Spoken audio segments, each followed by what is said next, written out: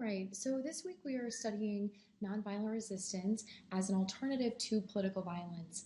Think back to last week how we were focusing on war and revolution and terrorism, and so I want to kind of think about how there are other ways of trying to shift power or change power or resist oppression, and it doesn't have to be violent. And so nonviolent resistance has been used in so many contexts and so many settings as a way of trying to resist oppression or other forms of exploitation. So I'm sure you've heard of Mohandas K. Gandhi or Dr. Martin Luther King Jr. And today we're focusing on Gandhi's essay, The Practice of Satyagraha.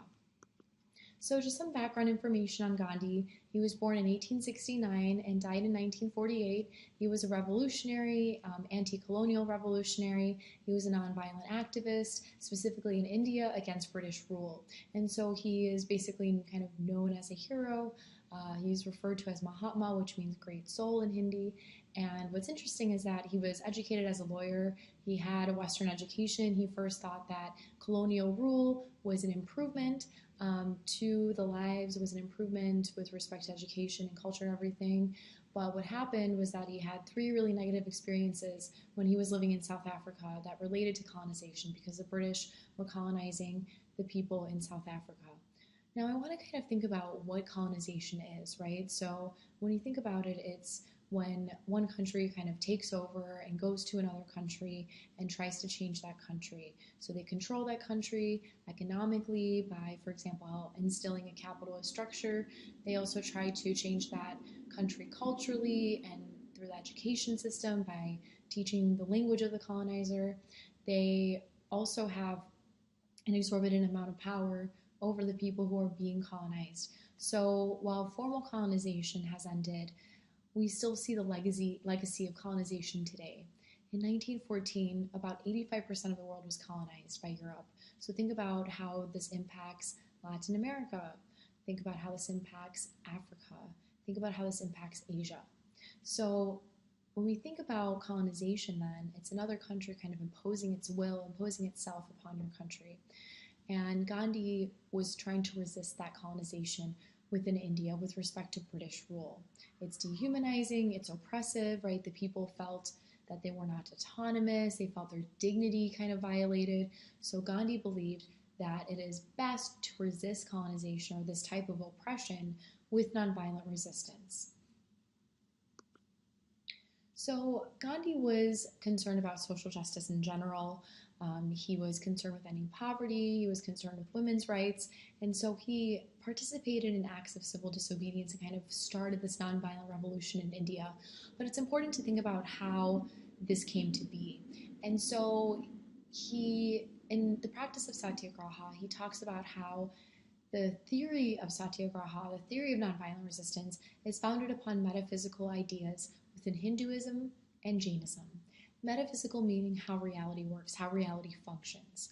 And so what both of these philosophies or religions have in common with one another is that they hold that all sentient beings, which are beings that can feel pain or pleasure, are worthy of respect and equal consideration and compassion, right? So regardless of whether you think humans are superior or not, we must exercise compassion towards all sentient beings. And this also includes the oppressor. This also includes someone who's mean to you.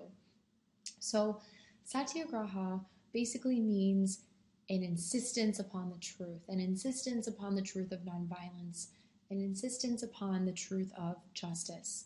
Satyagrahi is basically the person who is practicing Satyagraha, right? So the practitioner of nonviolence, a person who's practicing nonviolence. And ahimsa is at the core of nonviolent resistance. It basically means compassion or no ill will towards all beings, right? No ill will towards all beings that can feel pain and pleasure. And what's interesting is that ahimsa extends to even people we're frustrated with. And I think that's kind of the most difficult aspect of it, right? So the fundamental purpose of nonviolent resistance is to try to baffle the oppressor with compassion, right? Someone hits you, they expect you to hit them back. But if you act nonviolently and you look the other way, or you have some sort of words that you give them that are nonviolent, you baffle and you shock the oppressor. And this shock, this surprise is supposed to lead the oppressor to change one's position and to think, maybe I shouldn't continue to be violent in this way anymore.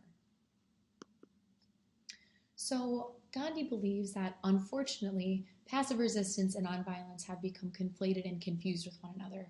And so he says, nonviolent resistance is extremely different from passive resistance. Passive resistance is a weapon of the weak that sometimes allows the use of force, that sometimes allows the use of violence.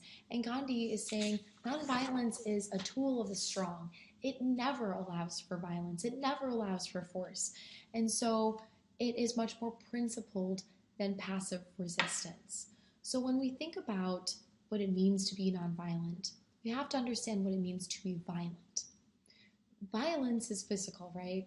That's kind of the most explicit or obvious form of violence, but it's also verbal. It's also mental, right? Think about manipulation. Think about someone verbally abusing someone. Think about swearing at someone or giving someone the finger when you're driving, right? Those are all forms of violence that we need to resist as practitioners of nonviolence.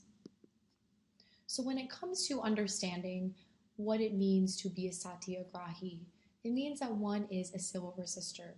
He emphasizes that it's civil because one is obeying the laws, but they're not obeying it just because they're afraid of authority.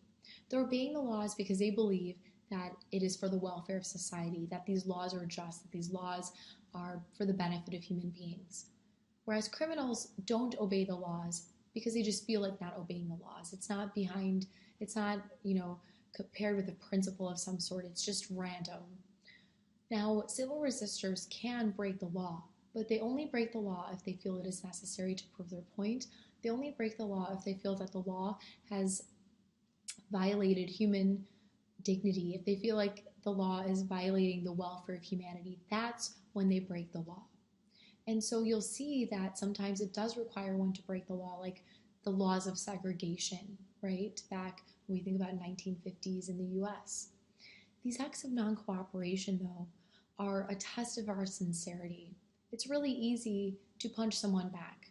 It's really easy to hurt someone when they've hurt you. But we have to be sincere, we have to be consistent, we have to believe it with all of one's heart, because it's so difficult, it's so challenging. If we don't believe it with all of one's heart, then we're not really going to be able to be successful in our practice of nonviolence. And so these are basically tests of solid and silent self-sacrifice, right? You have to be willing to sacrifice whatever it is that you have in order to resist this oppression through nonviolence. So whether that's your little limited freedom that you have, or whether it's having to pay a fine, or whatever it is, we have to be willing to make these sacrifices, because nonviolence is gradual and it can be really difficult. So it's easy to feel dismayed, it's easy to feel hopeless, especially when the authority or the other individuals in the situation have a lot more power, when they have a lot more weapons, when they have a lot more technology. But one has to be really fully committed to it in order for it to work, right? Violence can work in the short term, but nonviolence can work in the long term, and it's a lot more gradual. But you're setting an example for yourself and for everyone else through your humility and humbleness and dignity and self-restraint, right? It's a lot more difficult to restrain yourself when someone's hurting you than it is to punch someone back, right? So it's a very kind of noble effort. So now that we kind of generally understand how nonviolence is an ethical way of existing, let's think about the metaphysical foundations behind nonviolence. The metaphysical foundations is basically how reality is structured, how reality exists. And so Gandhi says he's read all of the different religious texts, right? Whether it's the Bible or the Torah or the Quran or the Mahabharata, and he says no religion has called for violence. Violence is not the creed of any religions, right? It's not the important principle. In fact, nonviolence has been more of an important principle within these religions. So we can't use violence, or we can't use religion to justify our use of violence when religions don't really call for violence, right? Mutual love and regard have been what has triumphed. It's been what's won within these religious texts, right? So mutual love, reciprocity, respect, being able to feel compassion for one another.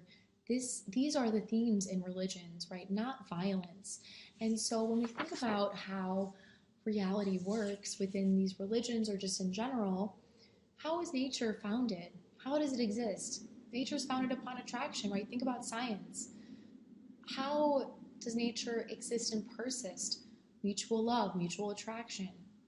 We don't live by destruction. Destruction is the opposite of what sustains nature. And if we keep destroying ourselves and destroying other beings and destroying nature, then we won't be able to exist anymore. So nonviolence is actually beneficial for our survival as a world, as a species. And it's not unnatural. Yes, we do have self-love, but it's not just self-love that ends with the self. It's self-love that extends to all other beings. So it's not enough to just say, oh, I love myself. No, this self-love can be applied and extended towards all other beings, right? Remembering that we are all suffering beings who deserve compassion. So in this brief video, I wanted to kind of lay the foundations for nonviolent resistance and the context and the understanding behind it. In the next video, we're going to talk more and delve more into how one can practice nonviolence, specifically in a situation where they have less power than the authority figure.